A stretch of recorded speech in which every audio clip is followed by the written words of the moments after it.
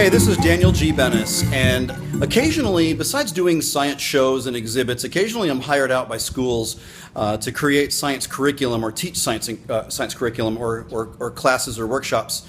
And so that's what I've done today. So today I'm actually at Community Montessori School here in Georgetown, Texas, and I have been teaching a 6-week science program here.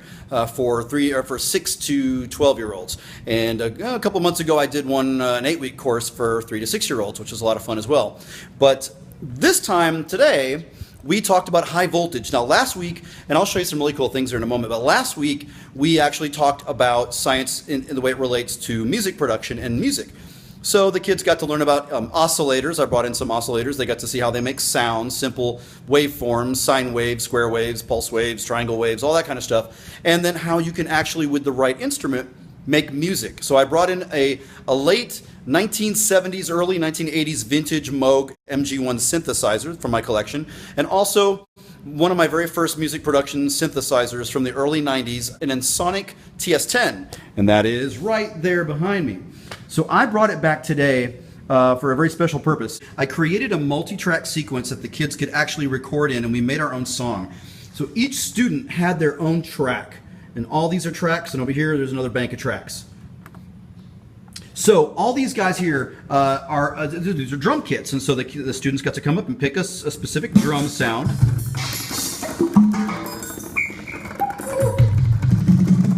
And they got to record that drum track. So each one of my 8 students created their own drum track. Now, there was some music talent in the classroom, but some of them admittedly had never really played before. So we had a lot of variations in the rhythm. It sounded a little like there were about 8 conductors in the room, as to be expected. And this is what it sounded like right here.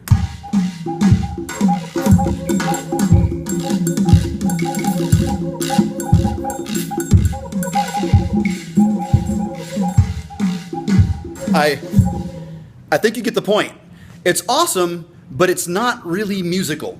Okay, so we did something fun at the end of the class, and I'm going to come in here and pick the next song. What we did was made an exact duplicate of the song in the sequencer, and then we used something called computer quantization to fix and clean up the tracks. Now, these are all the notes that students played, but we moved them in time using math, and we quantitated them over to a specific, either assigned or known, either like 16th beat, 32nd beat, 8th note, quarter note, half note, whole note, whatever.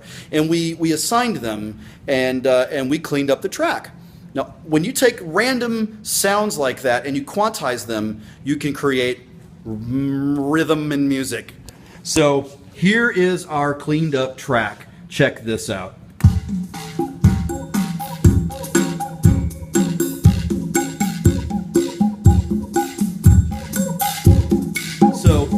Very cool. Once again, from this.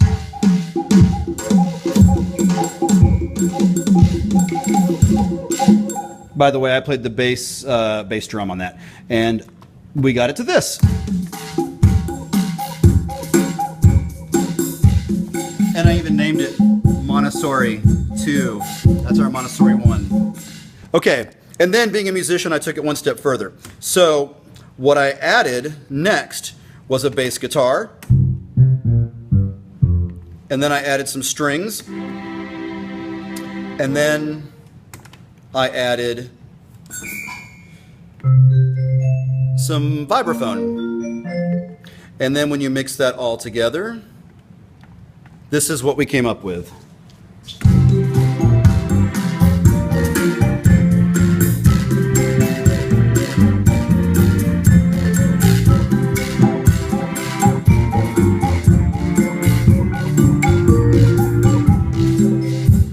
All right, and so that was so cool. The kids loved it. There was one student in particular who said that I don't like music, I like math. And he was kind of blown away to find out that music is math. And we used math to make music, and he loved it. That's super cool. Now, high voltage table. This is what we studied today. I brought in some really cool gizmos from the high voltage side of my life, and that's a pretty big chunk of my life. Over here we got my big famous baby. It's a Van de Graaff generator from the 1950s. You may have all seen this before in various videos or live at various events. It's a Van de Graaff generator from that once upon a time was at a museum in Chicago. And then we had a little ion generator, which is something I built. In fact, there it is, my name right on it. It's an negative ion generator that puts out negative ions. Over here we have a cool plasma sculpture, a plasma ball, a scientific research Tesla coil that puts out about 100,000 volts. You don't want to touch this when it's on. And last but not least, read the sign, read the sign, read the sign. It'll shock your hand. It's a solid state Tesla coil built by yours truly, right there. And it comes complete with an antique toilet bowl float. I'm sure some of you recognize this immediately. And this is an analog system that I built years ago by hacking an old Admiral television set. There's the flyback transformer, one a heck of a mess of installation, and some cool old vintage antiques down in there, known as components. All right. Hope you like that. Anyway, so that's what we talked about today. It was a combination of music and high voltage and music and science, and I guess they're one and the same. So that's one of the things you can find me doing. I'll be occasionally up here at the Montessori school teaching little science classes when I'm not at any other school or any other place in Texas. So glad you got to come along with me on this little journey, and it was a lot of fun. But anytime I get to break out an old keyboard and me and a group of kids get to come and actually lay down tracks, it's just fun. And that's all, folks.